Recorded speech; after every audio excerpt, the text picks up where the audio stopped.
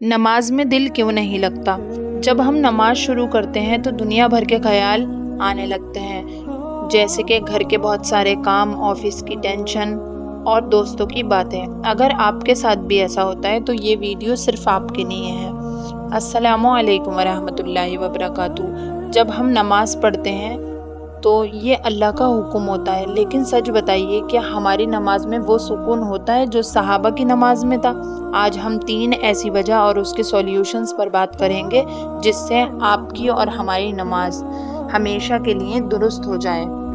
Number 1، پہلی وجہ یہ ہوتی ہے کہ غفلت۔ سوچئے، اگر آپ کو کسی ملک میں کسی پرائم منسٹر یا کسی بڑے آدمی سے ملنا ہو تو آپ کتنے دھیان سے کھڑے ہوتے ہیں، ایک ایک لفظ سوچ کر بولتے ہیں، لیکن جب ہم نماز میں کھڑے ہوتے ہیں تو ہم رب العالمین، ساری کائنات کے مالک کے سامنے ہوتے ہیں۔ پیارے نبی صلی اللہ علیہ وسلم نے ارشاد فرمایا تھا، احسان یہ ہے کہ تم اللہ کی عبادت ایسے کرو جیسے تم اسے دیکھ رہے ہو، اور اگر تم اسے نہیں دیکھ رہے تو یہ یقین رکھو کہ وہ تمہیں دیکھ رہا ہے۔ یہ صحیح مسلم کی حدیث ہے۔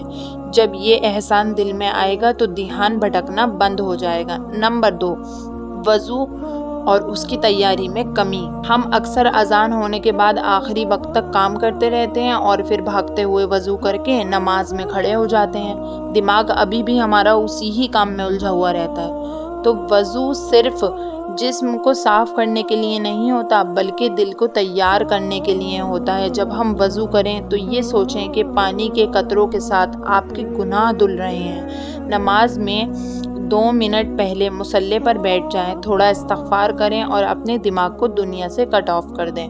نمبر 3، جو پڑھ رہے ہیں اس کا مطلب ہی نہیں سمجھ آتا۔ جب ہم نماز میں سورہ فاتحہ پڑھتے ہیں، سبحان ربی العظیم بولتے ہیں، لیکن ہمیں پتہ ہی نہیں ہوتا کہ ہم بول کیا رہے ہیں۔ جب ہمیں لفظوں کا مطلب ہی نہیں پتہ ہوگا تو دماغ بھٹکے گا ہی۔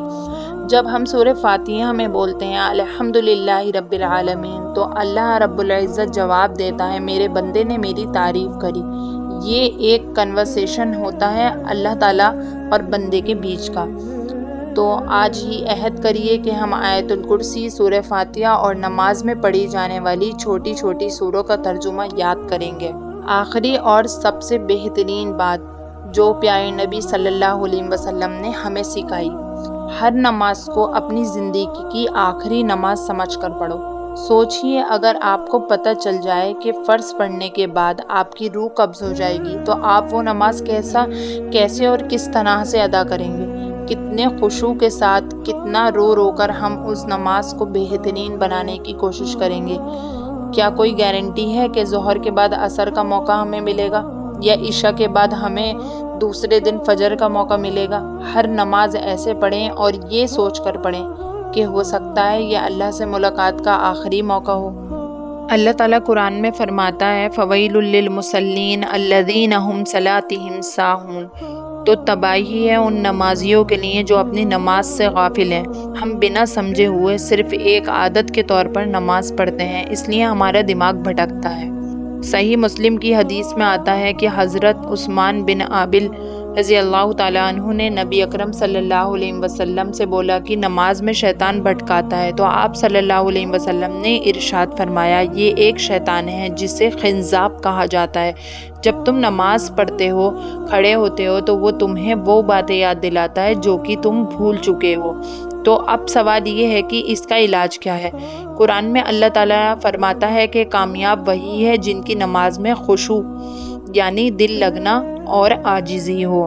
جیسے کہ اللہ تعالیٰ نے قرآن میں یہ آیت بھی نازل کری ہے، قد افلح المؤمنون الذین هم فی صلاتهم خاشعون۔ یقیناً وہ ایمان والے کامیاب ہو گئے جو اپنی نماز میں خشوع دل اختیار کرتے ہیں۔ نبی اکرم صلی اللہ علیہ وسلم نے خشوع کو حاصل کرنے کے کچھ طریقے بتائے ہیں، جیسا کہ نبی اکرم صلی اللہ علیہ وسلم نے ارشاد فرمایا، جب نماز میں دماغ بھٹکنے لگے تو دل میں اعوذ باللہ من الشیطان الرجیم پڑھیں۔